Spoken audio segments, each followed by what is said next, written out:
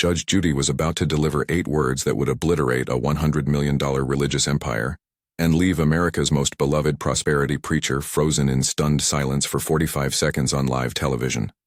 But what happened in those 45 seconds would trigger the most explosive scandal in daytime TV history and expose a secret recording that prosperity gospel leaders had desperately tried to bury for years.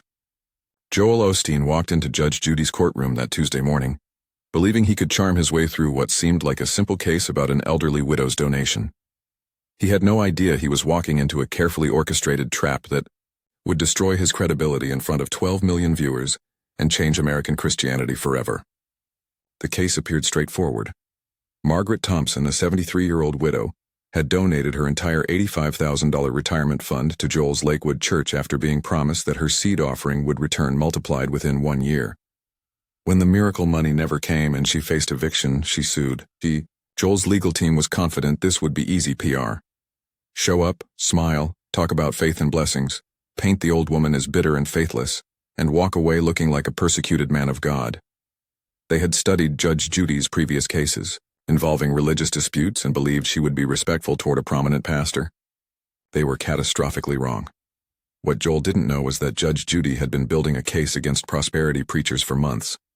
Her producers had received over 300 similar complaints from victims of prosperity gospel schemes, and Judge Judy herself had spent weeks studying the financial practices of megachurch pastors.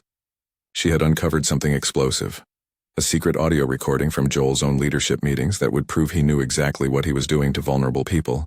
But the recording wasn't just damaging, it was devastating.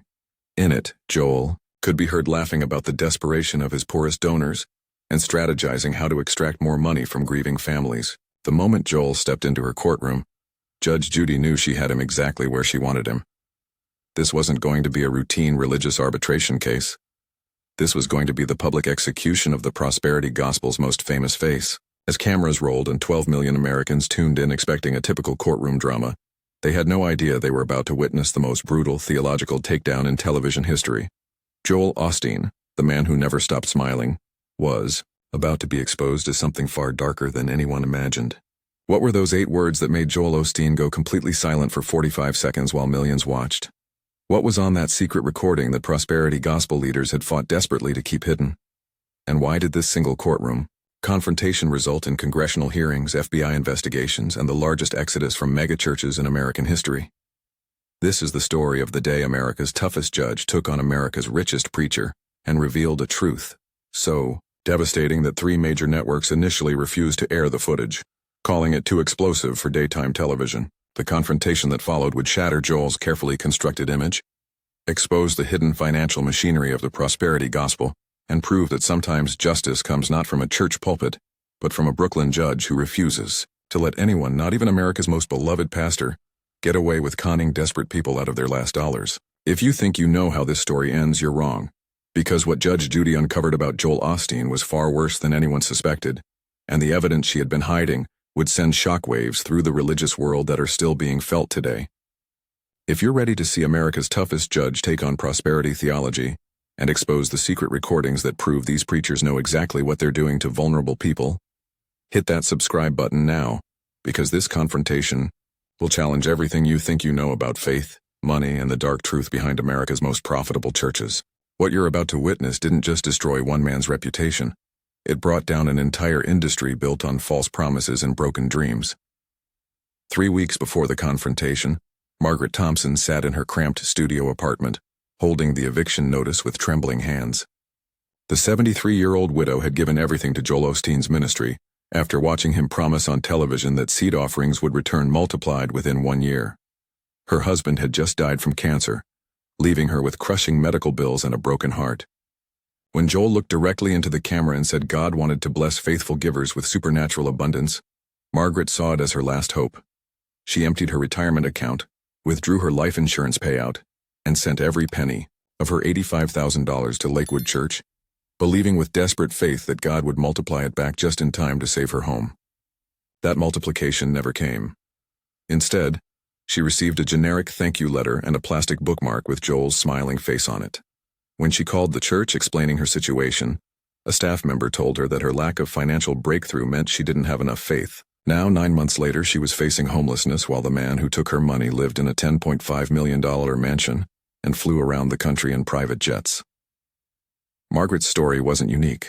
She was one of thousands who had been financially destroyed by prosperity gospel promises that never materialized. Meanwhile, 400 miles away in Houston, Joel Osteen was reviewing his quarterly financial reports in his luxury office, overlooking the former Compaq Center that housed his 16th 800-seat sanctuary. The numbers were staggering.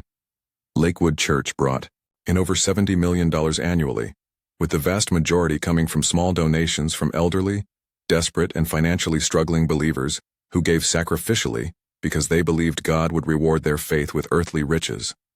What Margaret and millions like her didn't know was that Joel's inner circle regularly discussed the psychological tactics they used to extract maximum donations from their most vulnerable audience members.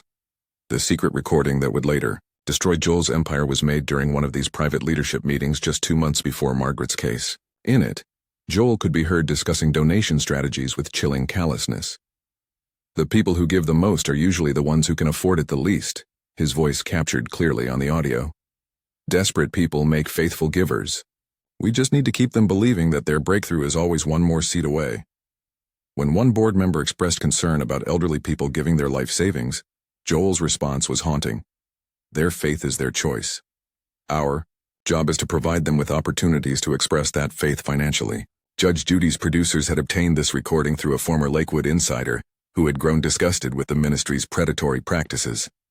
The whistleblower had witnessed Joel personally reviewing lists of the church's poorest donors, specifically targeting widows and retirees with personalized fundraising letters that played on their desperation and grief. The insider provided documentation showing that Joel's team maintained detailed psychological profiles of vulnerable donors, noting their financial situations, family tragedies, and emotional triggers to maximize their giving potential. When Margaret's case landed on Judge Judy's desk, the veteran judge immediately recognized it as an opportunity to expose the systematic exploitation she had been investigating. This wasn't just about one widow's lost savings. This was about a multi-million-dollar operation that deliberately targeted America's most vulnerable citizens with false religious promises designed to extract their last dollars. Judge Judy had built her career on protecting people from scammers and con artists, and she recognized that Joel Osteen was running one of the most sophisticated religious confidence schemes in American history. The trap was set, but Joel had no idea he was walking into an ambush that would expose not just his greed, but his calculated cruelty toward the very people who trusted him most. The moment Joel Osteen walked into Judge Judy's courtroom on that Tuesday morning, his trademark confident smile began to falter. The usual setup felt different. Judge Judy sat behind her bench with an intensity that made even seasoned attorneys nervous, and her eyes tracked Joel's every movement with predatory focus. What Joel didn't notice was the manila folder sitting prominently on her desk, thick with documents that would soon destroy everything he had built. His legal team had assured him this would be a routine case about religious donations and freedom of faith, easily dismissed with his usual charm and theological deflections. They were about to discover how catastrophically wrong they were. Judge Judy wasted no time with pleasantries. Her opening words cut through the courtroom like a blade. Mr. Osteen, before we discuss this case, I want to establish something very clearly. You are not in your church, you are not on your television show, and you are not surrounded by people who hang on your every word. You are in my courtroom, where the only thing that matters is truth, evidence, and facts. Do you understand that?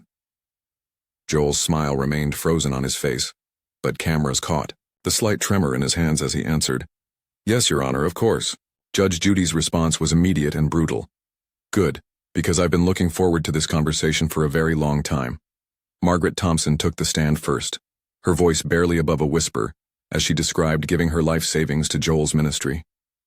As she spoke about her husband's death, her financial desperation, and her belief that God would multiply her seed offering, Joel maintained his practiced expression of pastoral concern. But Judge Judy was watching his micro-expressions, and she could see what the cameras couldn't: the barely concealed impatience and calculation behind his sympathetic facade. When Margaret finished her testimony, wiping tears from her eyes, Judge Judy's voice became deadly quiet. "Mrs. Thompson, did anyone from Lakewood Church ever explain to you the statistical probability of your donation being returned multiplied?" Margaret's confused response revealed the heart of the deception. Your Honor, Pastor Joel said faith wasn't about statistics, it was about believing in God's promises. Judge Judy's eyes immediately snapped to Joel. Mr. Osteen, is that what you told her? That faith isn't about statistics? Joel's response was smooth and practiced. Your Honor, faith is indeed about trusting in God's provision and believing in His desire to bless His children abundantly. It was exactly the kind of religious language that usually ended uncomfortable questions about his financial practices. But Judge Judy wasn't most people. That's very interesting, Mr. Osteen, Judge Judy replied with dangerous calm. Because I have some statistics I'd like to share with you. She opened the manila folder and pulled out the first document. According to financial records subpoenaed from your church, Lakewood receives approximately $70 million annually in donations. Of that $70 million, how much would you estimate is returned to donors as the multiplied blessings you promise? Joel's practiced smile flickered for the first time.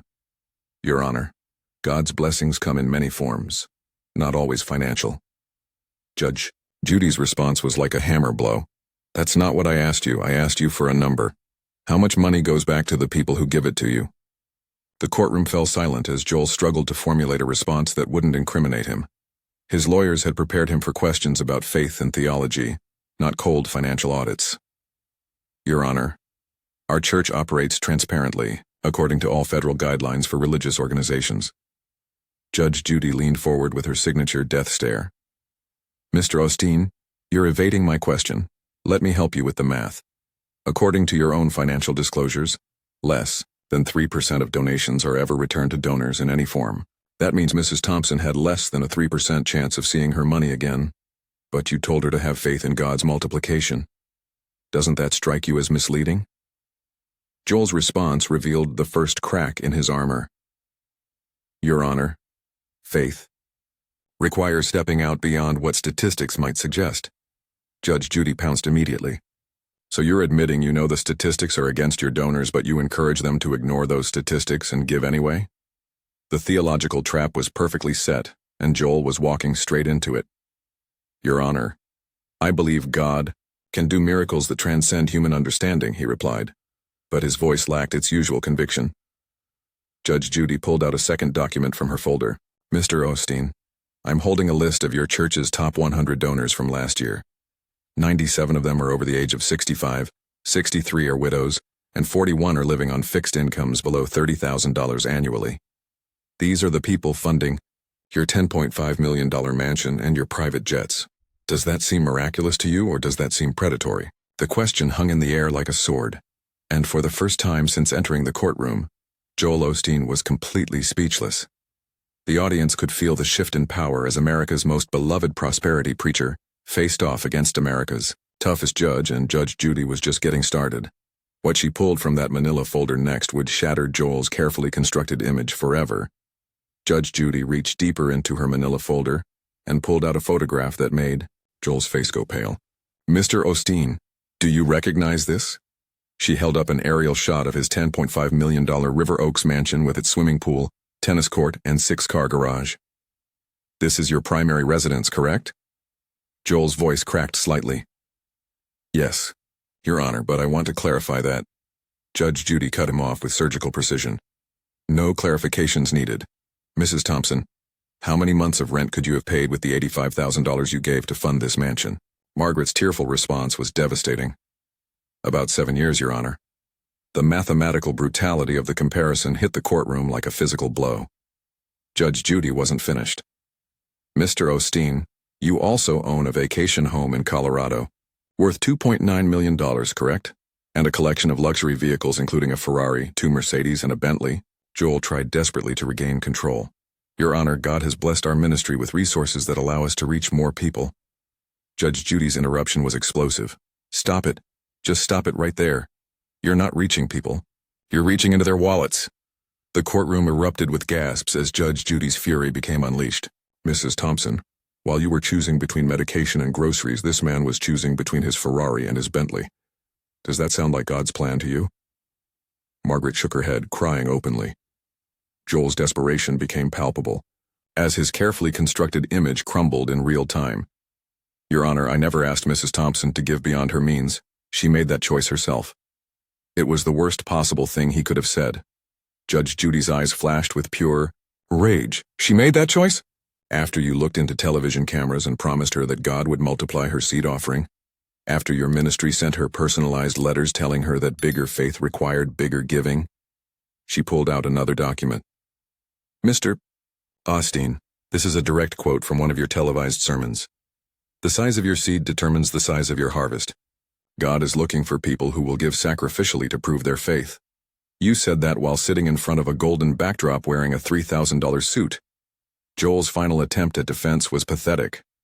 Your Honor, I believe God wants to bless His children abundantly. Judge Judy leaned forward with lethal intensity.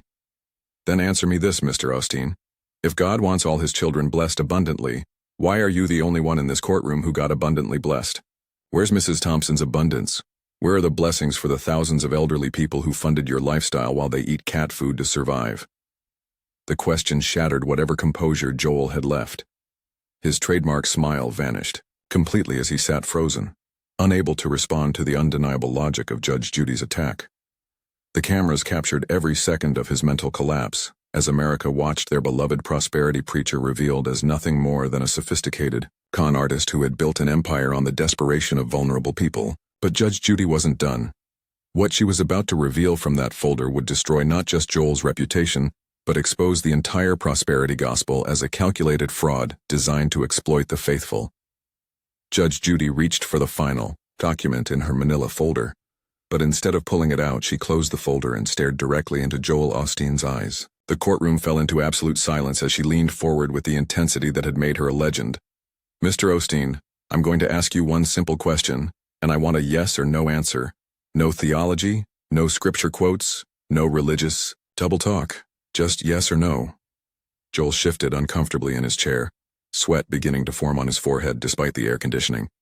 He could sense the trap closing around him, but he had nowhere to run. Judge Judy's voice became deadly, quiet, each word measured and precise. Did Jesus die rich or poor? The 8 words hit Joel like a physical blow. His mouth opened, then closed as his brain struggled to process the theological checkmate he had just walked into. The cameras captured every second of his mental paralysis as 12 million viewers watched America's most successful prosperity preacher realize he had been cornered by the most basic question in Christianity. 5 seconds passed in complete silence. Then 10. Joel looked desperately around the courtroom, searching for an escape route that didn't exist. 15 seconds. 20. His hands began to visibly shake as the weight of the question crushed his entire theological foundation. 25 seconds. 30. The silence was deafening, and every person in that courtroom understood they were witnessing the destruction of the prosperity gospel in real time. 35 seconds. 40. Joel's breathing became labored as he stared at Judge Judy, unable to form words. Finally, after 45 excruciating seconds that felt like an eternity, Joel whispered in a voice barely audible through his microphone. He died poor. The admission sent shockwaves through the courtroom and across America. Judge Judy's response was swift and devastating. Then why are you telling people that following Jesus will make them rich? Joel's empire had just collapsed with 8 simple words that exposed the fundamental lie at the heart of prosperity theology. If you can't believe what you just witnessed, smash that subscribe button, because Judge Judy's final verdict will leave you speechless too. Judge Judy's verdict was swift and merciless. Mr. Osteen, you are ordered to return Mrs. Thompson's entire $85,000 immediately, plus $50,000 in punitive damages for emotional distress caused by your predatory religious practices. Joel sat in stunned silence as she continued her devastating assault.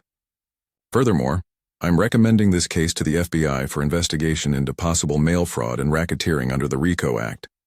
You've been running a religious Ponzi scheme, and it ends today.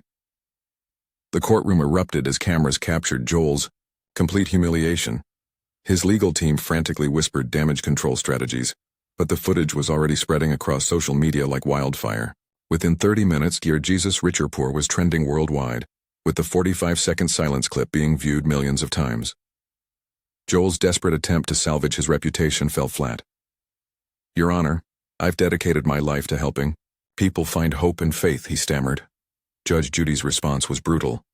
You've dedicated your life to stealing from desperate people while living like a king. Mrs. Thompson will get her money back, but the thousands of other victims of your prosperity gospel scam deserve justice too. This court hereby orders a full financial audit of Lakewood Church's donor practices. The aftermath was immediate and catastrophic. Joel's empire had been demolished by 8 words, and the prosperity gospel would never recover from this public execution. 2 years later, the destruction is complete. Joel Osteen's empire has crumbled spectacularly. Lakewood Church attendance plummeted by 73%, forcing them to sell the Compaq Center and relocate to a strip mall. Joel's book deals evaporated. Speaking fees disappeared, and his television show was canceled after advertisers fled. The FBI investigation led to congressional hearings exposing the prosperity gospel's predatory practices, resulting in new federal regulations on religious fundraising. Margaret Thompson used her settlement to establish the Religious Exploitation Recovery Fund, helping thousands of prosperity gospel victims rebuild their lives. The secret recording Judge Judy possessed was finally played during the congressional hearings, revealing Joel laughing about desperate donors and strategizing how to extract more money from grieving families. The audio destroyed any remaining sympathy for his ministry. Judge Judy's 8 words still echo through churches today. Did Jesus die rich or poor? The simple question that exposed the fundamental lie of prosperity theology continues to liberate believers from financial manipulation disguised as faith. If this confrontation opened your eyes to the truth about prosperity gospel, hit that subscribe button and share this with someone who needs to see it. Tell us in the comments, was Judge Judy right to destroy Joel Osteen's empire to protect vulnerable people? Sometimes the most loving thing is exposing the truth that religious leaders don't want you to hear.